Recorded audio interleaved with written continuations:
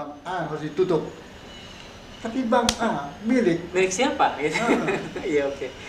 jadi saya kasihan sama Gubernur Sudrajat.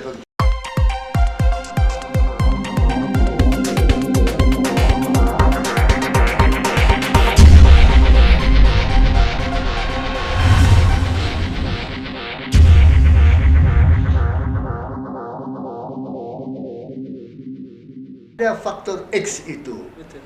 Maka saya tidak mau menyalahkan Pak Derajat atau para bank atau dia. Situasi governance ketika itu tidak baik. Betul.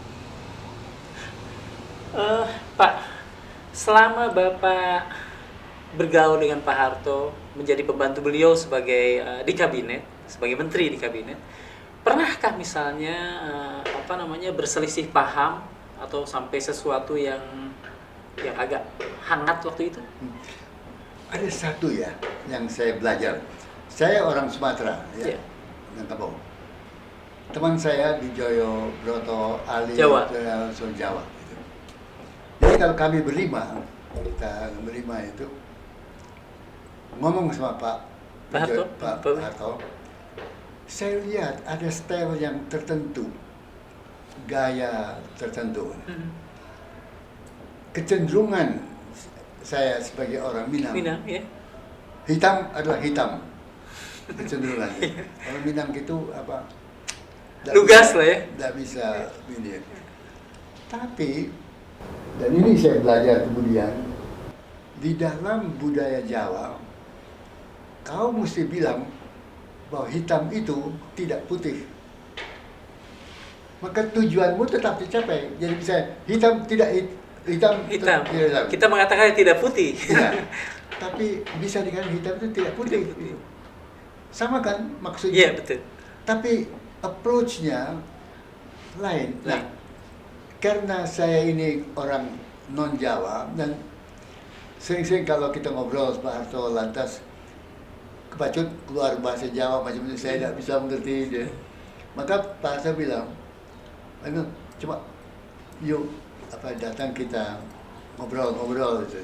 Jadi kalau siang hari, kalau kantor sudah mau mendekati tutup, saya diundang, panggil di Bina Geraha itu. Makan bakso, kita makan bakso. Beliau cerita tentang budaya Jawa. Sosro Kartono. Oh, iya. Sugih tanpa benda. Menang tanpa kasorake. Pokoknya dan apa intinya? Menang tanpa menundukkan. Jadi kau menang, tapi sana tidak merasa menundukkan. Kaya tapi tanpa kekayaan itu. Jadi itu hakikatnya. Get things done without hurting feelings. Itu yang saya tangkap. Iya. Maka kalau kita ada beda pendapat dengan Pak Harto, bukan ini salah, tidak benar, bukan begitu. Maka saya ambil ini Bapak punya usul begini. Ada jalan lain lagi Pak. Ini. Ada alternatif lain. Menurut Bapak bagaimana? Iya. Tapi di dalam kau menghidangkan permasalahannya, kau telah giring dia. Betul. Tapi beliau menyelesaikan kesimpulan, bukan kita. Iya. Jadi berapa lama Bapak mempelajari itu sampai kemudian dalam tanda petik terampil? Karena bayangkan ya, saya sudah kita sejak dalam saya sekuat sampai ini sudah kenal puluhan tahun. Dan saya bergaul dengan Wijoyo, Ali Wardana, stylenya begitu. Yang mau tidak mau, style itu menjadi pengaruh juga ya Pak. Jadi pengaruh. Jangan konfrontatif, jangan bilang salah Pak. Ini jangan. Atau menurut saya mesti begini, jangan. Kau ini pembantu presiden, bukan bos. Iya. Pembantu. Jadi bos yang mendapat Yang menarik kesimpulan juga bos. Dan bos yang mendapat credit point, Credit point. Iya. bukan kau. Jangan, apa ini saya loh, Iya, bukan iya. begitu. Betul. Nah, Iya, iya. jadi apa? Itu gaya, dan saya kira semua pemerintahan saya perhatikan, apa Gus Dur, apa SBY, apa Jokowi, apa macam-macam, teman-teman kita semua itu memang demikian. Betul. Betul. You serve the boss. Iya. Jangan kau mau seolah-olah ini aku loh, Iya, iya, ini iya. hasil aku loh. Iya, iya. Nah, konyol itu. Pak, kita bicara soal kalau kata anak muda sekarang kekinian itu. Kalau saya melihat yang kemudian diperjuangkan sejak Repelita pertama yang tadi Bapak ceritakan itu adalah ada hal yang kuat tentang kemandirian, tentang keinginan untuk mencukupi kebutuhan sendiri dengan kekuatan sendiri.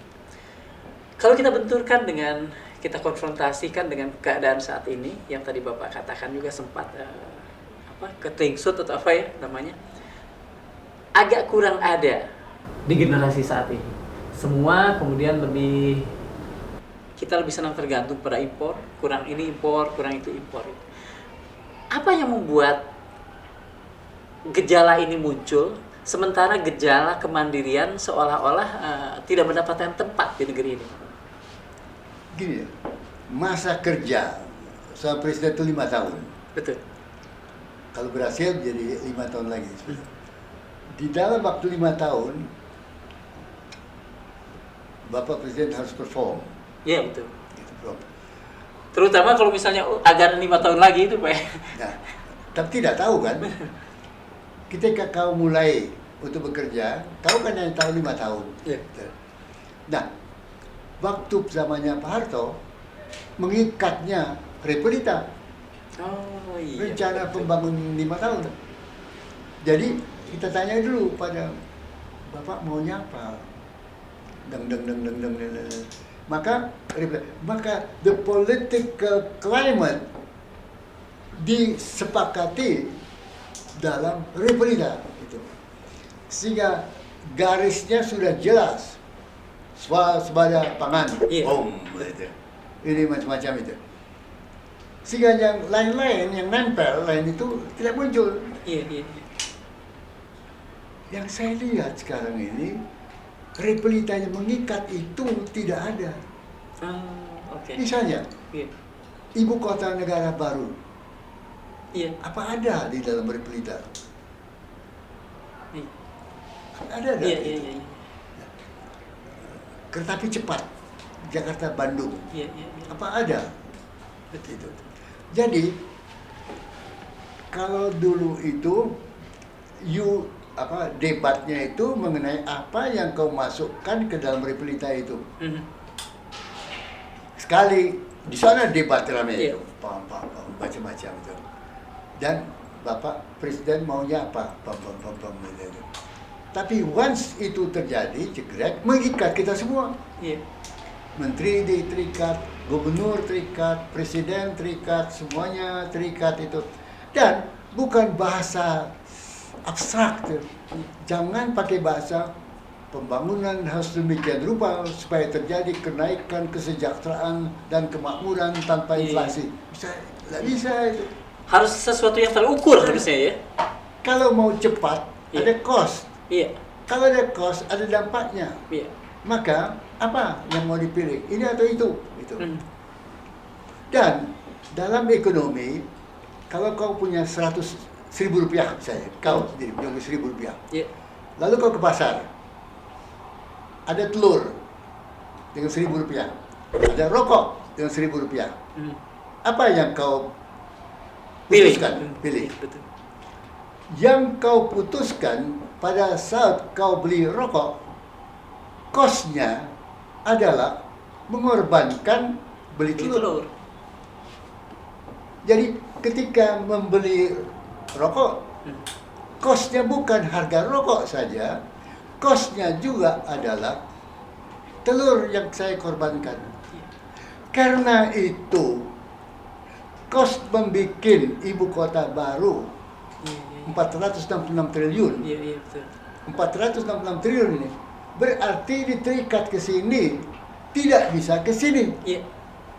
Trade off lah ya, katakan kalau mungkin kalau udah bahasa ekonominya trade off ya kan. Ya. Iya. Nah, lalu apa yang kita hadapi sekarang ini? Kenapa tempoh hari swasembada pangan, gizi, 2 KB, Iya. population, 3 pendidikan itu. Dalam pendidikan pun produksi pangan, BIMAS itu. Iya. Jadi human resource menjadi kata kunci. Yang menaikkan produksi beras itu adalah orang petani. Iya. Seperti yang tadi saya cerita, yang Iya, kemudian ini. Maka sekarang ini boom ya. Berkat KB keluarga berencana, kita menghadapi situasi di mana generasi 15 tahun ke atas, beban yang dipikul oleh 15 tahun ke atas, beban menanggung orang tua, beban mengandung kakak-kakak itu hilang, berkurang. Iya. Maka dia itu sekarang berdiri sendiri, tidak ada beban, uangnya ada. Andai kata uang yang ada dia pakai untuk pendidikan otaknya, maka dia bisa maju. 5 tahun 2020 ini, bonus demografi meledakkan jumlah penduduk yang umur 15 tahun ke atas. Iya. 15 tahun ke atas, Bung, Iya. pada tahun 45 menjadi 40 tahun. Iya. Jadi kalau 45 tahun 2045 kita mau Indonesia lepas landas, dia harus didukung oleh orang yang bisa mendorong lepas landas di tahun 2045. Karena dia umur 25 Iya, tahun, 25, iya, betul. 40. 45, iya. Jadi generasi yang sekarang 15 tahun harus kita didik supaya tahun 2045 menjadi penggerak pembangunan. Iya. Mengapa harus jadi penggerak pembangunan? Karena pola pembangunan dunia berubah. Tahu tidak, Bung? Akibat COVID, ya, bukan tangan lagi yang menjadi. Kan kita tidak boleh salaman. Iya, betul. Ambil jarak. Betul. Tidak boleh berkerumun. Betul. Tidak boleh berkumpul. Jadi, bekerja kita dengan jarak. Bagaimana ekonomi dengan jarak? Pabrik dengan jarak. Bagaimana itu? Berdagang dengan jarak gitu. Iya. Maka penghubungnya adalah teknologi. Teknologi. Teknologi. Karena itu ada Industri 1, ya. Yang Industri 1 itu adalah teknologi pakai tangan, mekanis.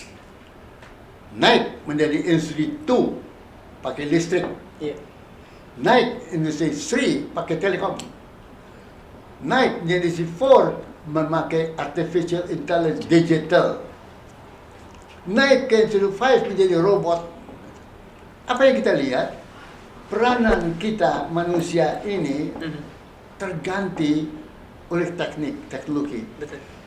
Apa artinya? Otak Kita, menggantikan tangan. Iya.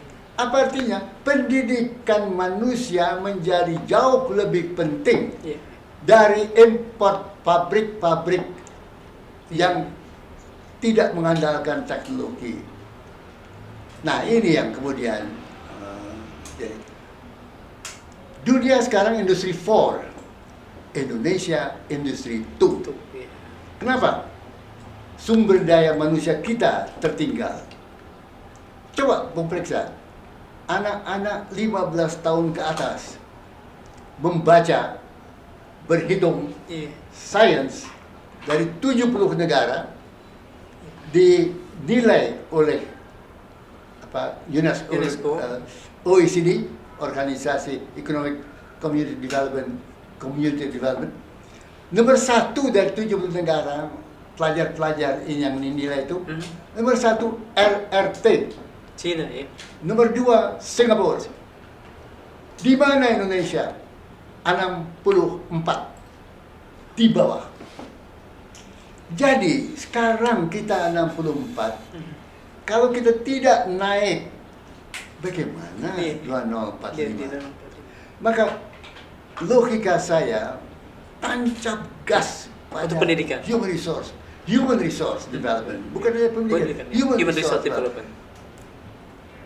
Di dalam human resource development, di total football, semua desa, kota, daerah, pusat, perempuan, laki-laki, tua, usia, muda, kita harus naik kemampuan ilmu, kemampuan teknologi itu.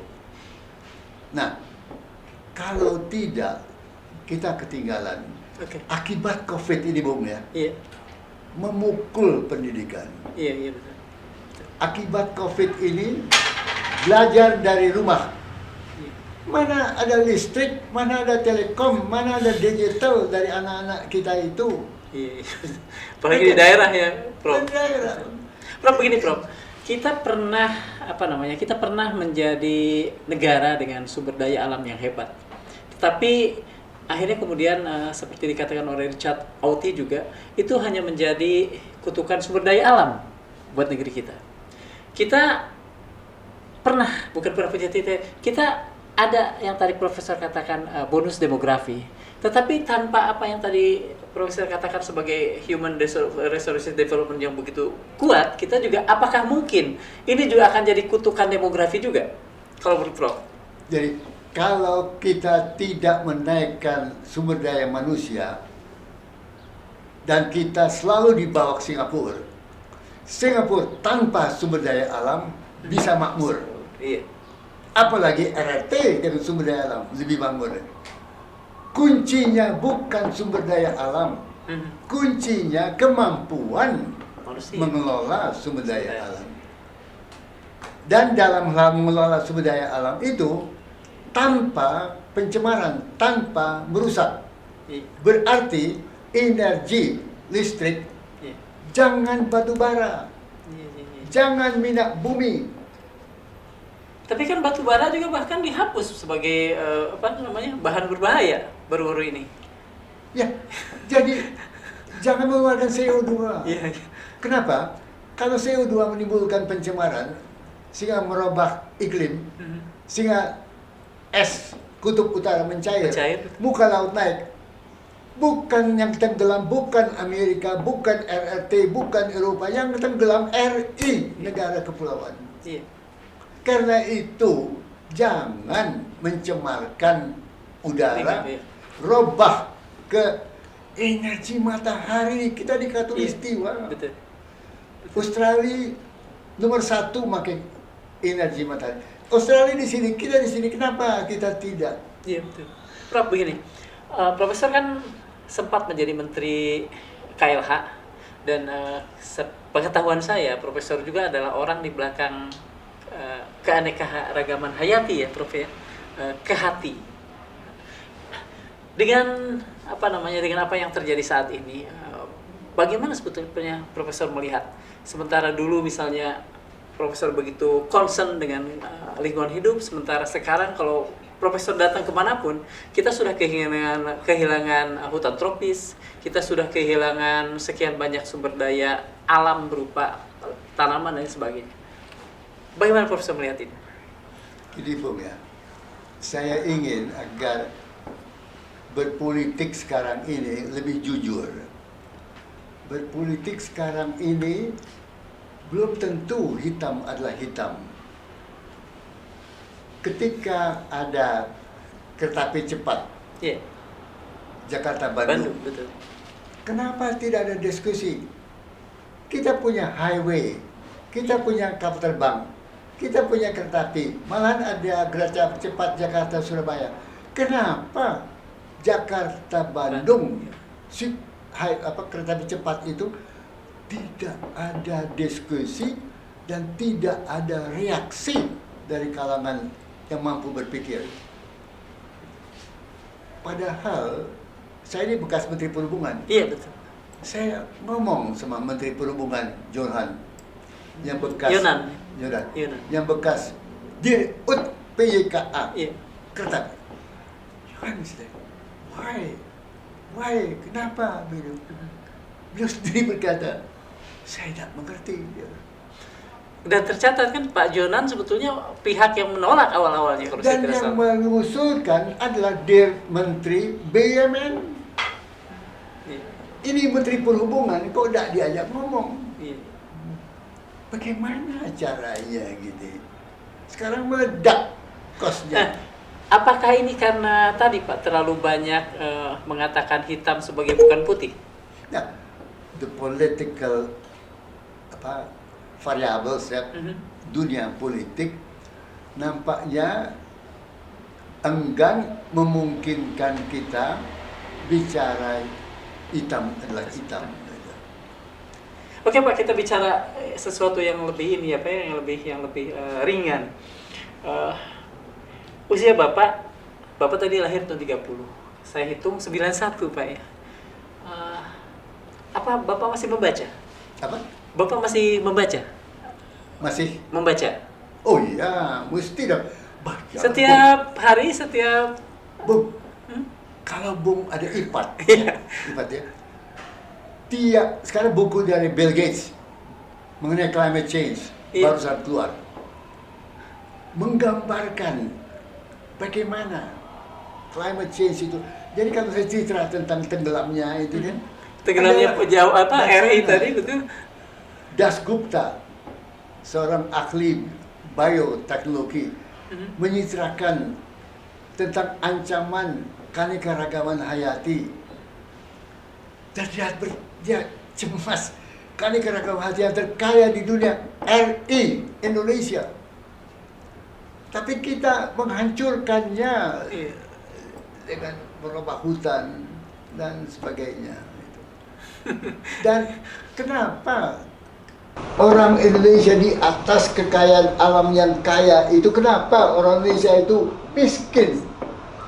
Karena akal pikiran kita belum mampu memanfaatkan kekayaan alam. Because, please, human resource development, bonus demografi, supaya dapat meningkatkan nilai tambah dari sumber daya alam ini, supaya bisa memanfaatkan sinar matahari untuk energi, supaya alam Terlalu Singapura banyak sebetulnya ya. sangat- Terlalu banyak yang dikasih oleh Tuhan itu pada kita sebetulnya Pak. Iya, kalau Singapura yang tidak punya sumber daya Iya. alam bisa Sejahtera. kaya itu karena otaknya.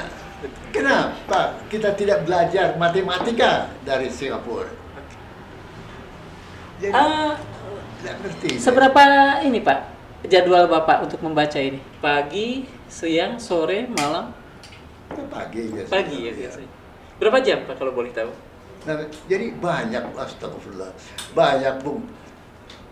Ekonomi, teori ekonomi yang saya belajar di Berkeley tidak lagi cocok untuk pembangunan masa sekarang post COVID.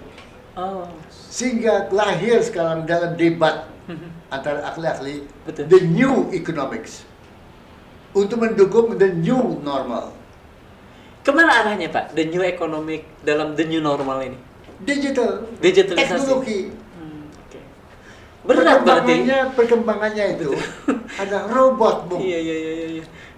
Jadi manusia itu Iya. menciptakan mekanisme yang dia bekerja untuk dia. Dia bebas, biarlah si manusia itu masuk ke dasar laut, mencari kekayaan alam. Dasar laut kan kita belum kita Iya jamah. betul. Di bawah laut. Prof, kalau mendengarkan uraian Profesor dari tadi, kok makin lama saya merasa makin pesimistis menjadi orang Indonesia. Apa yang Profesor prediksi tentang negara ini dalam keterbatasannya pada saat 100 tahun kemerdekaan nanti? Bukan. Tadi saya cerita. Iya. Generasi 2020, 15 tahun, Iya. the growth orang menjadi pandai macam-macam umur 40 tahun. Coba Bung perhatikan. Iya. Riwayat Bung sini 40 tahun Iya. baru ke atas Betul. Bung menjadi orang itu. Maka 2045 kita harus lepas landas keluar dari middle income trap Iya. dengan generasi ini. Iya. Generasi ini dia baru bentuk otak, akal, pikiran, teknologi, human resource harus ditingkatkan Iya. setingkat dengan Singapura. Cilakanya kalau dia setingkat Singapura, nanti 2000 Singapura di mana juga? Ya, tapi kita mesti kejar ketinggalan itu. Otak kita tidak bodoh. Iya. Wijoyo itu di Berkeley, di California, nomor 1 lulusnya. Habibie Iya. nomor 1. Otak Indonesia tidak bodoh. Iya, iya. Kalau diberi kesempatan mendidik, belajar, terbang orang Indonesia itu. Bayangkan ya, jutaan manusia anak muda kita didik, dikembangkan, terbang kita 2045 ini. Nah, bagaimana meyakinkan para politisi? Iya, iya, iya. Para politisi sekarang berpikir bagaimana mengumpulkan uang untuk election 2000. Iya, para politisi itu ininya ini sekali ya, Pak. Dekat sekali ya, kayak myopi gitu. Pandangannya tuh cuma segitu, 5 tahun. Ya tadi Profesor katakan. Kan yang jangka pendek adalah menguntungkan dia. Jadi the party kenapa partai sistem kita tidak ada permajaan? Sehingga yang 15 tahun ini tadi tidak lihat, atau yang 40 tidak melihat ada pintu masuk ke ruling partai. Iya, iya, iya. Semua Tertutup ya. Hanya 70 untuk tahun. inner circle ya. 70 tahun ke atas, Betul. berpuluh tahun menjadi ketua. Iya. Oke, Prof. Sebagaimana yang tadi saya katakan, kita ingin ngobrol yang lebih ringan nih, Prof ya. Mohon maaf, beberapa waktu yang lalu Ibu berpulang meninggalkan Profesor. Apa yang berubah seiring kepulangan Ibu? Apa Apa yang berubah dalam diri Profesor seiring kepulangan Ibu? yang berada di diri saya? Iya. Tidak ada yang berubah. Nggak ada. Begini, saya dilatih untuk mengembangkan ilmu. Pekerjaan saya di bidang pengembangan ilmu, mengajar. Betul. Jadi dia mengajar, kalau saya masih mengajar sekarang ini, maka kewajiban saya harus mengajar yang baru kepada mahasiswa. Jangan mengulang yang 10, 20 tahun, 30 yang saya belajar kemarin di Berlin. No. Apa yang ada kau, para mahasiswa harus tahu, bakal kau hadapi di masa depan. Itu. Untuk itu, kita harus tahu apa tren perkembangan, apa yang berubah. What is the new economics? Ekonomi baru itu apa? Apa? The new normal itu, normal new itu Iya. apa? Betul. Nah, kalau kita tidak tahu, bagaimana kita bisa Menyikapinya, mengajarkan, betul. bagaimana murid-murid kita bisa menyiapkan diri menghadapi masa depan. Iya. Jadi kita sendiri sebagai guru harus terus meningkatkan diri. Berarti long life education tuh Profesor pegang betul ya? Ya, mesti dong. Ustaz. Iya, betul. Masya Allah. Sebentar. Kalau saya misalnya melihat kenyataan seperti ini, kan ada satu, apakah itu datang dari Bapak, maksudnya almarhum ayah, atau karena kami... Loh, tadi kan saya cerita Iya. dari permulaan itu. Kau kasih tunjuk otakmu tidak lebih rendah Dari orang-orang itu? dari kulit-kulit lain itu. Jadi ada api di dalam. Yang tahu ya Bung ya, ibu saya tidak pernah sekolah. SD tidak ada di Kota Gedang. Jadi ibu istri Haji Agus Salim, istri ayah saya itu tidak sekolah. Satu, karena sekolah tidak ada.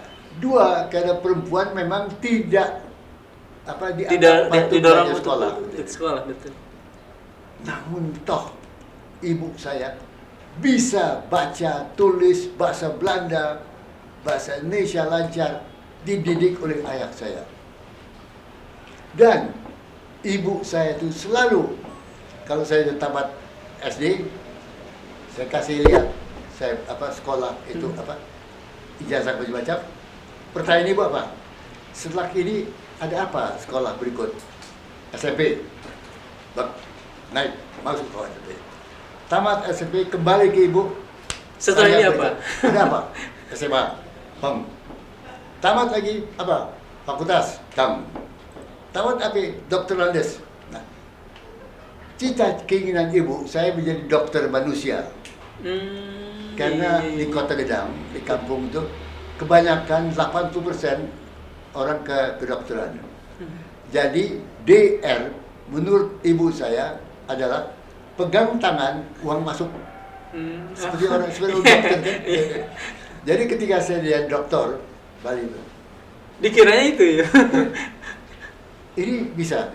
Enggak. Oh bukan itu saya maksud, kecewa. Aduh sedih saya. Udah agak kecewa itu ya. Jadi berikutnya Pak, Profesor. Profesor PT uang masuk enggak? Ya ada yang kayak macam-macam. Sampai baru berdamai sama hati ibunya ketika diundang oleh Pak Harto ke istana pelantikan jadi menteri. Oh, tahun berapa tuh, Pak? Tahun Menteri pertama waktu itu. pertama. Nah, tahun 70-an ya. 70-an ya. Baru kemudian terbelilah hati ibu. Ya. Jadi waktu itu Menpan jadi menteri Pendayagunaan aparatur negara. Aparatur negara itu. Jadi saya sama ibu semangat banyak gitu. Ada di hall lalu ketemu sama Pak Harto. Salaman ini saya bilang ini Presiden Republik Presiden itu betul Pak Harto itu ramah itu ya. Jadi ibu udah oh ini pekerjaan kamu baru berdamai. Tapi dorongan ayah ya kau kulit busi coklat otak kembangkan dorongan ibu terus setelah jadi PhD apa lagi saya bilang Postdoktoral dan lagi saya top ya sudah kalau gitu apa profesor oh dia profesor ya. Jadi didorong dari dua ayah ibu otak belajar begitu plus dari ibu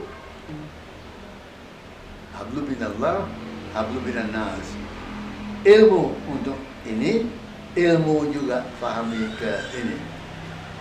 Nah, dalam kaitan itu saya banyak mendapat petunjuk dari Haji Agus Salim. Beliau tinggal di Jalan Haji Agus Salim di Jalan Gereja Teresia dulu namanya di sini. Kami di sini di satu jalan sama. Waktu saya mahasiswa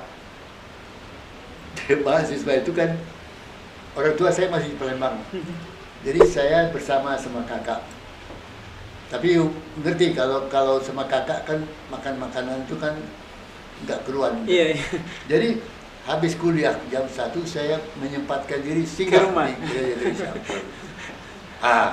Ketemu selalu Pak Haji Agus Salim main itu kartu itu, main pasar itu, main sendiri itu. Itu paling enak ngobrol dengan beliau. Gimana? Belajar gini kata beliau itu. Belajar juga Islam dari wetenschap, dari ilmu pengetahuan. Pernah dengar tak Baitul Maqdis? Iya. Al-Khwarizmi. Iya. Pencipta Al-Jabar. Al-Jabar, iya. Ibnu Saud yang pencipta kesehatan, kesehatan. Mengapa? Kata Haji Agus Salim dia. Islam mendorong orang berpikir sehingga kalau ini ada Ka'bah gitu ya, dan kita harus salat ke arah Ka'bah itu. Tapi dulu kompas tidak ada. Kau berada di Spanyol, dari mana kau tahu Ka'bah di sini? Ka'bah itu? Maka lahir astronomi, lahir Al-Jabar, lahir kompas, lahir apa pesan Pak Hajar? Islam sumber inspirasi ilmu. Jadi pada saya itu belajar ilmu, belajar agama, tapi jadikan agama juga sumber ilmu. Nah, ketika saya jadi Menteri Lingkungan, ya, saya bingung kan, gimana Menteri Lingkungan itu? Saya pergi ke Hamka. Oh, iya. Buya Hamka, Iya, saya betul. ini Menteri Lingkungan, gimana caranya? Begini kata beliau, pergi ke Pondok Pesantren Anukaya, Di mana tuh, Bro? Sumeneb, Sumeneb. Iya. Madura. Iya. Pergi saya ke sana. Bertemu dengan Kiai Haji Basit, pemimpin Ya. Saya kira karena ini Menteri Lingkungan, biasa aja. Saya kira. Beliau ajak santri-santri nanam pohon. Beliau ajak, saya melihat anak-anak santri nanam pohon itu. Saya bilang, mengapa nanam pohon itu? Madura, Sunam, Guluk-Guluk, itu tempatnya Guluk-Guluk itu, adalah panas. Harus dibikin sejuk. Sejuk itu tanam pohon dengan panas menguap, mengundang curah hujan, menjadi subur tanah, air mengalir, dan itu yang air mengalir itu sehingga bisa kau bersalat, menyempurnakan salat dengan air wudhu.